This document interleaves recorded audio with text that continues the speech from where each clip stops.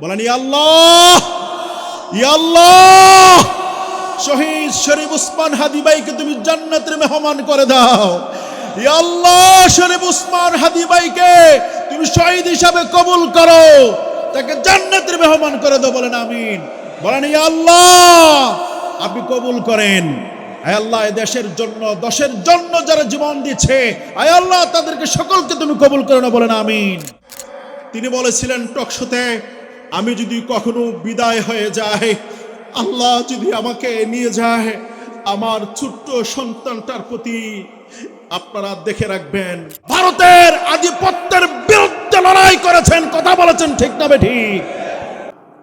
ভারত বিরোধী বলিষ্ঠ কণ্ঠস্বর ছিল আমার প্রিয় ভাইরা শরীফ উসমান হাদি ভাই। আজ তিনি সিঙ্গাপুরে চিকিৎসাধীন অবস্থায় ইন্তেকাল করেছেন। বলেন ইন্না লিল্লাহি ওয়া ইন্না ইলাইহি রাজিউন।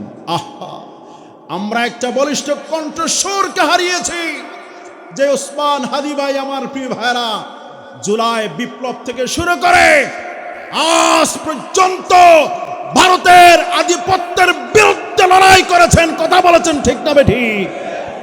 এই জন্য গোটা বাংলাদেশের ভিতরে শহীদ আবরার এবং শহীদ উসমান হাদি, এই দুইজনের রক্তের বিনিময়ে বাংলাদেশের ভিতরে কেউ যদি আবার ভারতের আধিপত্য কায়েম করতে চায়, এদেশের জনতা, আপামর জনতা তা প্রতিরোধ করবে, দুর্বার আন্দোলন করে তুলবে, ভারতের আধিপত্য মেনে নেবে না, ঠিক না ঠিক?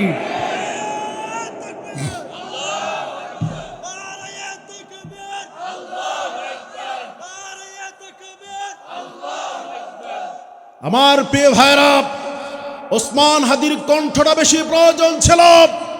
আমার আল্লাহর ডিসিশনের সাথে আমরা ঐক্যমত পোষণ করে আলহামদুলিল্লাহ বলছি। মনে রাখো মুসলমানেরা, ওসমান হাদি সফল হয়ে গিয়েছে, ব্যর্থ হয়েছি আমরা, ঠিক না ঠিক? এক উসমান হাদিকে পুরুষের মতো তোমরা পেছন থেকে গুলি করে বিদায় করে দিয়েছ। আজ গোটা বাংলাদেশে চেয়ে দেখো, লক্ষ লক্ষ তরুণ যুবক উসমান হাদির ভূমিকা পালন করছে। আবার সিদ্ধান্ত নিয়েছে উসমান হাদি রক্তের বদলা নেওয়ার জন্য। এদেশের তরুণ যুবকেরা সিদ্ধান্ত নিয়েছে, এদেশে যেই হোক, হিন্দু, বৌদ্ধ, খ্রিস্টান থাকবে, এদেশের ভিতরে নাস্তিক থাকবে না, ভারতের আধিপত্য মেনে নেওয়া হবে না, ঠিক না ঠিক? কলিজার ভাইরা, উসমান হাদির রক্ত কথা বলবে ইনশাআল্লাহ। এর কথা কয় না ইনশাআল্লাহ। প্রিয় ভাইরা, উসমান হাদি আমাদেরকে ঋণী করে গিয়েছেন, কথা কোন ঠিক কিনা?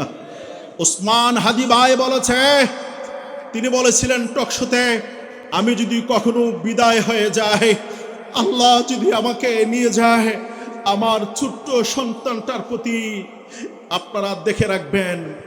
10 মাসের ছোট্ট শিশুটাও আমার প্রিয় ভাইরা আজ বাপ ডাকা থেকে বঞ্চিত হয়ে গেল, ঠিক না ঠিক?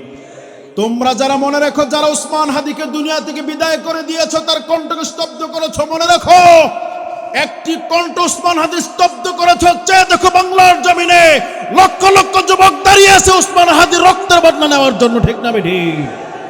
তোমরা ভেবেছ উসমান হাদির রক্ত জড়িয়ে দিয়ে, উসমান হাদির কণ্ঠকে স্তব্ধ করে দিয়ে এই দেশের ভিতরে ভারতের আধিপত্য কায়েম করব। আল্লাহর কসম করে বলছি, আগে যা ছিল, উসমান হাদি ভাই শহীদ হওয়ার পরে এদেশের তরুণ যুবক যুবতী সবাই প্রত্যেক কলেজ ইউনিভার্সিটিতে ঐক্যবদ্ধ হয়েছে, জীবন যাবে উসমান হাদির মতো, ভারতের আধিপত্য কায়েম করতে দেওয়া হবে না। প্রিয় ভাইরা, প্রিয় কলিজার ভাইরা, মনে রাখবেন, ভারত আমাদের কখনো বন্ধু নয়, ঠিক না ঠিক? কথাকে বুঝতেছেন? এই জন্য মনে রাখতে হবে আমার প্রিয় ভাইরা, আমরা সেই উসমান হাদি ভাইয়ের জন্য প্রাণ ভরে দোয়া করি। সবাই হাত তোলেন, বলেন ইয়া আল্লাহ, ইয়া আল্লাহ, শহীদ শরীফ উসমান হাদি ভাইকে তুমি জান্নাতের মেহমান করে দাও। ইয়া আল্লাহ, শরীফ উসমান হাদি ভাইকে তুমি শহীদ হিসাবে কবুল করো, তাকে জান্নাতের মেহমান করে দাও। বলেন আমিন। বলেন ইয়া আল্লাহ, আপনি কবুল করেন। আয় আল্লাহ এ দেশের জন্য দশের জন্য যারা জীবন দিচ্ছে আয় আল্লাহ তাদেরকে সকলকে তুমি কবুল করে না, বলেন আমিন। আজ শহীদ উসমান হাদির রক্ত কথা বলবে, সে আশা প্রত্যাশা করছে তরুণ তরুণী যুবক বৃদ্ধ বনিতা সবার কাছে অনুরোধ থাকবে, উসমান হাদি ভাইয়ের রক্তের বদলা না নিয়ে আমরা কখনো থেমে যাব না ইনশাআল্লাহ, বলেন ইনশাআল্লাহ।